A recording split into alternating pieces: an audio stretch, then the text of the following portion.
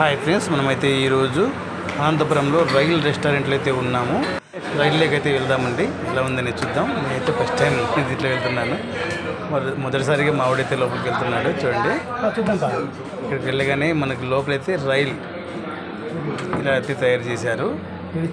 Restaurant అండి, చూసుకోవచ్చు. మొత్తం అంతా ఏసీ. చూడండి, చాలా అయితే చూడటానికి చక్కగా బాగా ఉంది. చూడటానికి అయితే మా ఊరు చూడండి. నేనైతే తినడానికి వెళ్ళలేదు, అక్కడి నుంచి పార్సల్ అయితే తీసుకున్నాము. చాలా అయితే చక్కగా ఉంది చూడటానికి.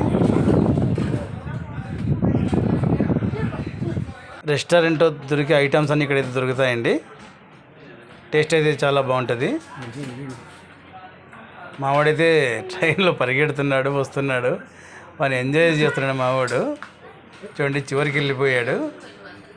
చూడండి, తర్వాత తిరిగి పరిగెత్తుస్తున్నాడు నా దగ్గరికి అయితే. చాలా ఎంజాయ్ చేశాడు మావాడు. చూడండి, బిల్ అయితే ఎంత అయిందో. తీసుకున్నాను 3 ఐటమ్స్. 380 రూపాయలు తక్కువ, 380 రూపాయలు అయింది. మేమైతే అక్కడ ట్రైన్లో తినలేదండి. ట్రైన్ ఫుల్ కావడంతో మేము తినడానికి అవకాశం లేదు. అందుకోసం ట్రైన్లో తినకుండా ఇంటికి వచ్చి తినేసాము. టేస్ట్ అయితే బాగుంది.